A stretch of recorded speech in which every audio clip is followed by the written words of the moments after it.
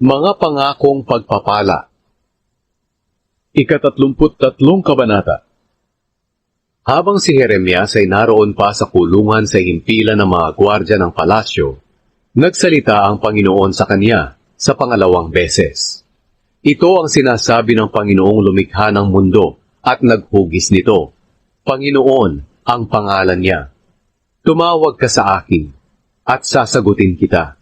At ipahahayag ko sa iyo ang mga kahanga-hanga at mahihiwagang bagay na hindi mo pa alam. Sapagkat ako ang Panginoon, ang Diyos ng Israel ay nagsasabi, kahit giniba na ang mga bahay sa Jerusalem at ang palasyo ng hari ng Huda para gawing mga pampatibay ng pader, upang hindi ito mapasok ng mga kaaway, papasukin pa rin ito ng mga taga-Babilonia. Maraming mamamatay sa lungsod na ito, dahil wawasakin ko ito sa tindi ng galit ko sa inyo. Itatakwil ko ang lungsod na ito, dahil sa kasamaan nito. Pero darating ang araw, na pagagalingin ko ang lungsod na ito, at ang mga mamamayan nito, at mamumuhay silang may kaunlaran at kapayapaan. Pababalikin ko ang mga taga-Israel at taga-Huda mula sa pagkakabihag, at itatayo ko ulit ang lungsod nila, katulad noon. Lilinisin at papatawarin ko sila sa lahat ng kasalanang ginawa nila sa akin. At kapag nangyari ito, ang lungsod ng Jerusalem ay magbibigay sa akin ng kadakilaan, kagalakan at kapurihan. At ang bawat bansa sa daigdig ay manginginig sa takot kapag nabalitaan nila ang mga kabutihan, kaunlaran, at kapayapaan na ipinagkaloob ko sa lungsod na ito. Sinabi pa ng Panginoon, sinasabi ninyong malungkot at walang tao at mga hayop ang Huda at Jerusalem. Pero darating ang araw na muling mapapakinggan sa mga lugar na ito ang mga kasayahan at kagalakan. Muling maririnig ang kagalakan ng mga bagong kasal at ng mga taong nagdadala ng mga handog ng pasasalamat sa templo ng Panginoon. Sasabihin nila, magpasalamat tayo sa Panginoong makapangyarihan dahil napakabuti niya.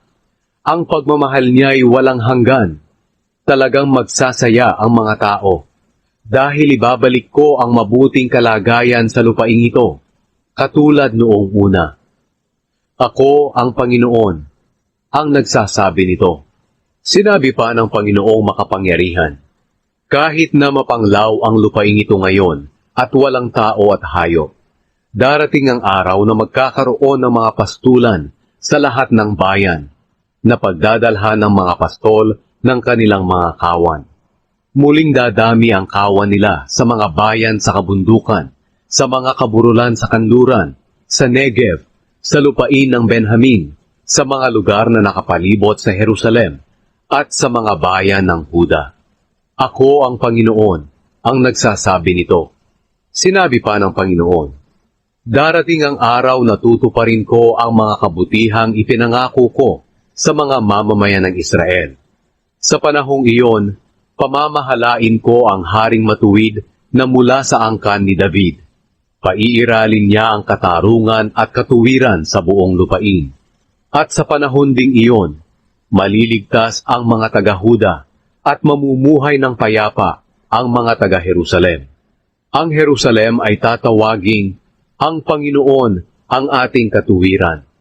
Sinabi pa ng Panginoon, si David ay laging magkakaroon ng angkang maghahari sa mga mamamayan ng Israel. At palagi ring magkakaroon ng mga pari ng mga Levita na maglilingkod sa akin at mag-aalay ng mga handog na sinusunog, handog na pagpaparangal, at iba pang mga handog. At sinabi ng Panginoon kay Jeremias, kung paanong hindi na mababago ang kasunduan ko sa araw at sa gabi na lalabas sila sa takdang oras. Ganyan din ang kasunduan ko kay David na lingkod ko, na palaging magkakaroon ng hari na manggagaling sa angkan niya. At ganoon din sa mga paring Levita, maglilingkod pa rin sila sa akin. Pararamihin ko ang mga angkan ni David at mga Levita, katulad ng mga bituin sa langit at buhangin sa dalampasigan. Sinabi pa ng Panginoon kay Jeremias, Hindi mo ba narinig na kinukutya ng mga tao ang mga mamamayan ko? Sinasabi nila, itinakwil ng Panginoon ang dalawang kaharian na hinirang niya. Kaya hinahamak nila ang mga mamamayan ko at hindi na nila ito itinuturing na bansa. Pero sinasabi ko na hindi na mauulit ang aking kasunduan sa araw at sa gabi at ang aking mga tuntunin na naghahari sa langit at lupa. Mananatili rin ang aking kasunduan sa mga lahi ni Jacob at kay David na lingkod ko.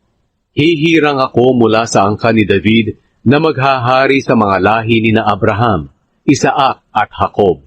Kahahabagan ko sila at pababalikin sa kanilang sariling lupain mula sa pagkabihag.